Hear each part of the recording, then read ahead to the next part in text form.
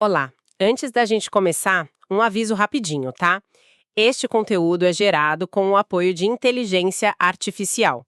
As informações são todas baseadas nos materiais que a gente recebeu, mas, olha, é sempre fundamental confirmar todos os detalhes direto no texto da lei. Combinado? Hoje, a gente vai mergulhar nos detalhes de uma lei que, bom, afeta milhões de motoristas em São Paulo. É a Lei Estadual 13.296 de 2008, a famosa Lei do IPVA. E a gente recebeu aqui uma série de questões comentadas bem no estilo de concurso público, sabe? Elas são perfeitas para a gente entender a lógica por trás das regras. A nossa abordagem vai ser um pouco diferente. Eu vou apresentar 10 enunciados sobre a lei. A cada um deles, sugiro pausar um momento para decidir se a afirmação está certa ou errada. Exatamente, é um exercício bem prático. Depois da pausa, a gente revela a resposta e, o mais importante, analisa a justificativa legal por trás dela. O objetivo aqui é entender não só o que a lei diz, mas como ela se estrutura e quais são os pontos que costumam gerar mais dúvida, né? Perfeito. Vamos começar então. Primeira afirmação. Conforme o artigo 37, os notários têm a obrigação de fornecer informações sobre transações com veículos realizadas perante eles, mas essa prestação de informação deve gerar ônus para as partes do negócio. Pausa rápida para pensar. E então, o enunciado está certo ou errado? Esse enunciado está errado e o que é fascinante aqui é a precisão da lei, sabe? O artigo 37, no item 6, ele é muito claro. Ele diz que a prestação de informações pelos notários deve ser feita sem ônus para as partes do negócio. Ah, então uma palavrinha só. Sem muda tudo. Muda completamente o sentido e a obrigação. É um detalhe que faz toda a diferença. Entendi. Vamos para a próxima, então. As autoridades responsáveis pelo registro e manutenção de cadastros de veículos devem fornecer ao fisco apenas a relação de veículos e as transferências registradas, sendo obrigatório informar os valores das transferências ou o nome e endereço dos envolvidos. Pausa rápida para você pensar. Certo ou errado? Essa também está errada. O artigo 38 é bem específico sobre isso. As autoridades devem fornecer, sim, a relação de veículos, as transferências, mas também, e isso é crucial para a fiscalização, os valores das transferências e o nome e endereço dos alienantes e adquirentes. Sem isso, a informação fica meio inútil para o fisco, né? Exato, a omissão desses detalhes no enunciado é o que torna a afirmação incorreta. Faz sentido. Vamos para a terceira? A fraude no recolhimento do imposto, total ou parcial, acarreta multa de uma vez o valor do imposto não recolhido, com um mínimo de 100 UFSPs. Pausa rápida para pensar. E aí, o que você acha? Este enunciado está certo. É quase uma transcrição literal do que diz o artigo 39, item 1. A penalidade é exatamente essa. Multa de uma vez o valor do imposto não recolhido, nunca inferior a 100 UFSPs. Um exemplo bem direto de como a lei define as sanções, então. Sim, bem claro. Questão número 4. Deixar de prestar informações quando obrigado ou fazê-lo de forma inexata ou incompleta, sujeita o infrator a uma multa correspondente a 150 UFSPs por veículo. Pausa para pensar. Certo ou errado? Errado, e aqui tem um detalhe que pode confundir muita gente. É uma pegadinha. Uma pegadinha. Sim. O valor de 150 UFSPs é de fato mencionado na lei, mas para uma outra infração.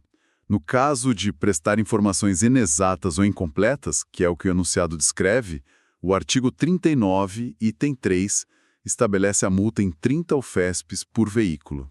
Ah, então é um valor bem menor. A atenção aos detalhes é tudo. É fundamental. Quinta afirmação, sobre as locadoras. As locadoras de veículos que deixarem de cumprir a obrigação acessória prevista no artigo 33 desta lei estão sujeitas a uma multa por exercício equivalente a 100 UFSPs por veículo.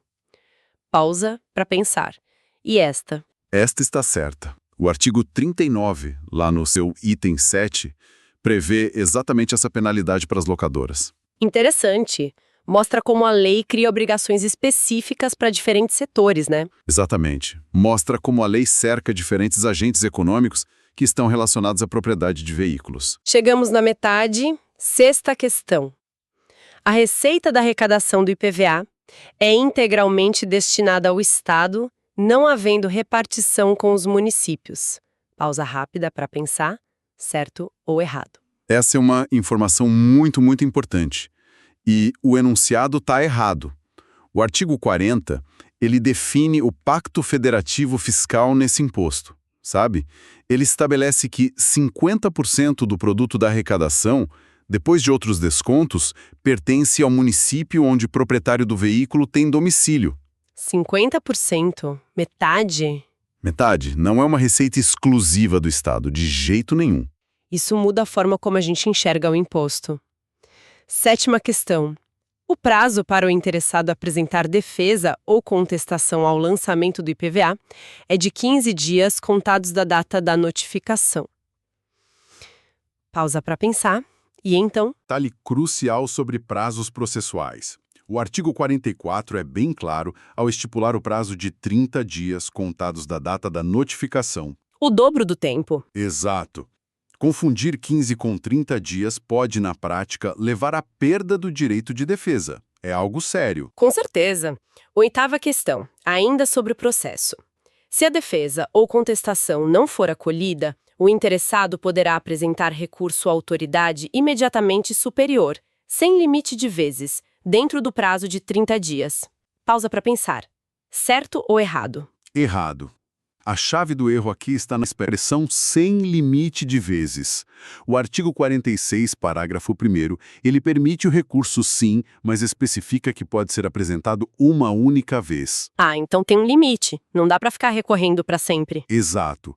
A lei estabelece um limite claro para as instâncias de recurso administrativo, para dar uma finalização ao processo. Entendi. 9ª afirmação. A legislação do ICMS não se aplica ao IPVA em nenhuma circunstância, especialmente no que tange ao parcelamento de débitos fiscais. Pausa para pensar. Qual o veredito? Errado. Se a gente conectar isso com o sistema tributário como um todo, vemos que as leis conversam entre si. O artigo 49 estabelece que a legislação do ICMS se aplica ao IPVA no que couber. No que couber. Isso. E o texto menciona especificamente o parcelamento de débitos fiscais como um desses casos. Existe uma aplicação que a gente chama de subsidiária. Faz sentido, para não ter que reinventar a roda em cada lei. Exatamente. Última questão, 10ª. O cancelamento de débitos fiscais do IPVA, conforme o artigo 52, pode ser concedido a proprietários com domicílio neste Estado, relativos a fatos geradores ocorridos até 31 de dezembro de 2008, independentemente de comprovação de registro do veículo no órgão de trânsito de São Paulo. Pausa final para pensar. Certo ou errado? E essa está errada. O artigo 52 trata de uma anistia, uma remissão de dívida, mas ela nunca é incondicional. Pelo contrário, o artigo estabelece uma série de condições que precisam ser cumpridas, cumulativamente. E uma delas é, claro, a comprovação do registro do veículo no órgão de trânsito de São Paulo. A palavra independentemente ali invalida tudo, então. Exatamente, ela torna o enunciado falso. Ufa! Ok, vamos recapitular o que a gente viu. Passamos por 10 pontos bem específicos, de multas e prazos até a repartição da receita. O que isso tudo nos mostra? Mostra, primeiramente, que a legislação tributária é de fato um universo de detalhes. Termos como sem ônus, uma única vez ou no que couber não são casuais, né? Eles definem direitos e deveres. Sim, cada palavra tem um peso. Em segundo lugar, revela uma rede de responsabilidades. Não é apenas o contribuinte que tem obrigações.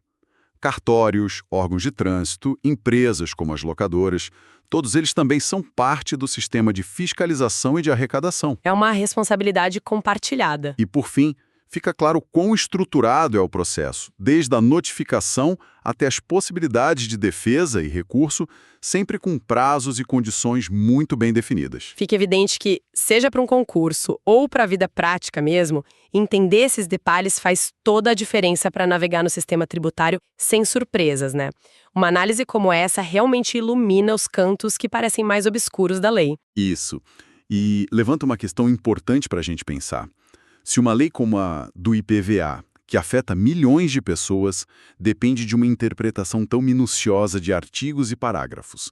Como a gente pode equilibrar a necessidade de precisão legal com o direito do cidadão comum de compreender suas obrigações de forma clara e acessível? Boa pergunta. Onde termina a responsabilidade do Estado de legislar com clareza e onde começa a do cidadão de buscar esse conhecimento detalhado? É uma reflexão em tanto.